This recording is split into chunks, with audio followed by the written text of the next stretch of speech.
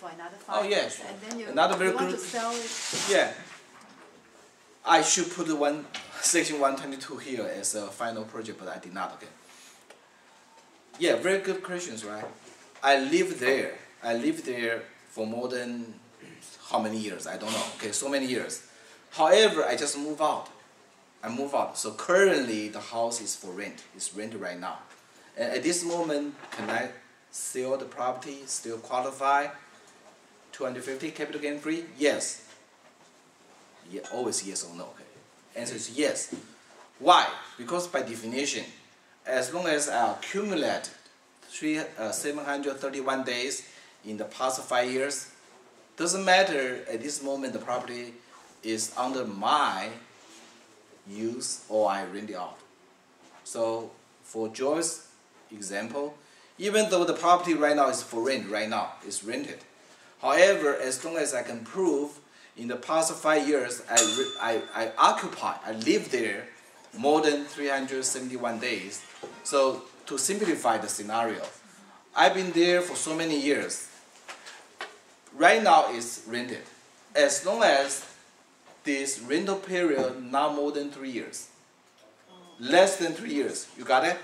Say I've been there, say 10 years already, right? However, at the moment I put this property, I sold this property, it's rented.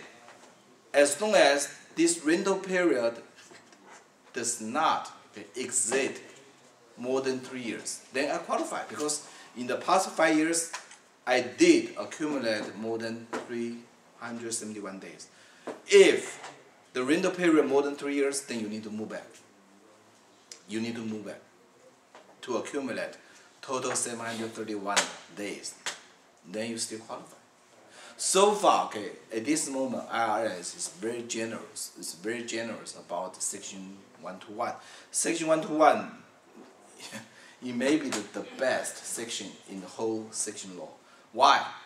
Because, okay, this is a honorable basis.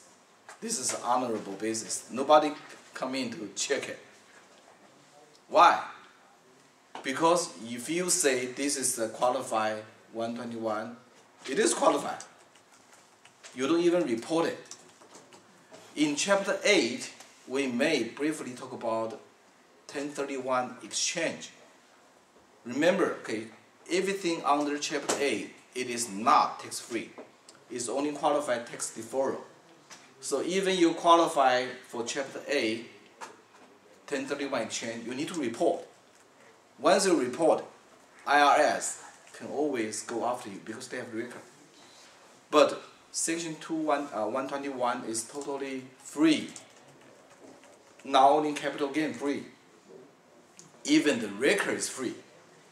You don't leave anything on the record. As long as you say, oh, this is 121. Okay, okay. How do you do it? How do you do it? If you sell your property through escrow, and there's one affidavit form, this one piece of paper, you just say, just sign your name there. You say, this property sales, you are the seller. You just stay there. Say, this sales qualify under Section 121. That's all. That's all. They don't check it? Right. The transaction closed. Nobody come in to check it. That's all. Okay. However, you don't want to abuse it, right? Because if you report another affidavit within 2 years, IRS is very easy to check. There must be some error or mistake. Got it? Okay. So I just want to spend a few minutes about Section 121, and I will not come back because this is a very practical and very benefit tax section for everybody. Got it? Okay, let's go back to chapter 7. So we talk about what kind of property are qualified for capital gain, capital loss. To simplify, as long as the property is not qualified or classified as inventory, then we talk about capital gain or capital loss. So it's very broad, okay, very, very broad scope. Then we talk about holding period. Holding period, okay. Remember my example at the beginning of the class?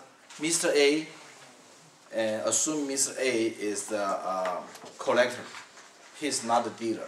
Okay? He's not the dealer. Okay, he just collect. Okay, then he paid $1 million for the painting. Then after 6 months, he sold at 1.5 million. So we know Mr. A make profit $500,000, and we know because Mr. A is collector and he's not a dealer. So this 500,000 classified as capital gain, not ordinary income. But let's talk about 6 months, because for tax reason, again, if you come in late, I will recommend you go to IRS.gov and to get access to Schedule D. We may need to take a look of this Schedule D for today's class. So if you can put out your Schedule D, okay, and you see Schedule D for 1040, right? So we know Schedule D here, we're talking about, still again, this is for individual. This is for individual. For corporation, same thing. You need to report capital gain or capital loss. Okay, very, very similar. Okay, so if you take a look at our Schedule D, you can see Part 1, Part 2. Right? Everybody see it? Right? So what's the difference between Part 1 and Part 2? Yeah, this is short term versus the long term. So short term, long term is the issue we talk about right here. Holding period. So everybody know what the short term mean? What's the definition? Yes, short term mean a year or less than 1 year. Very important, okay? Short term including 1 year. So to be qualified as a long term, remember that you must be year plus a day.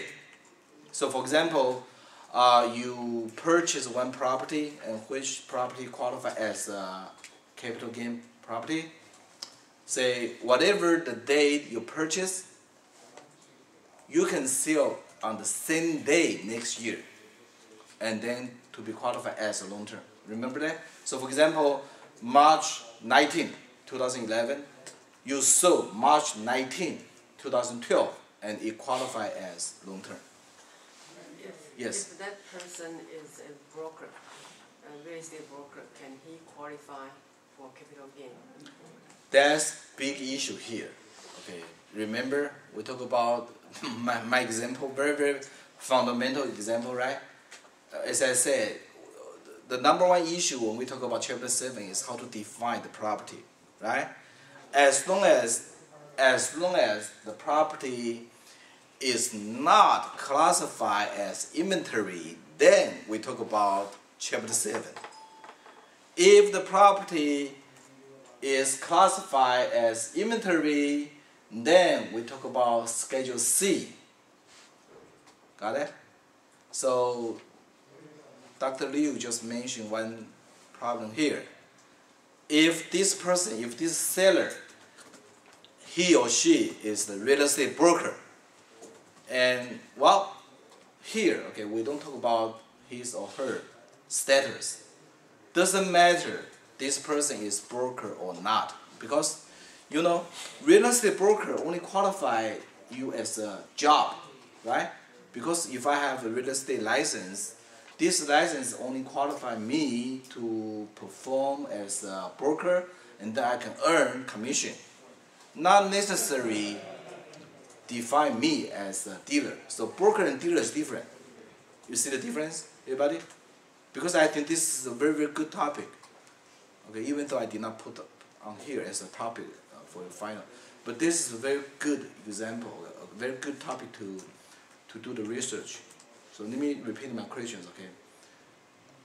Broker is different from dealer.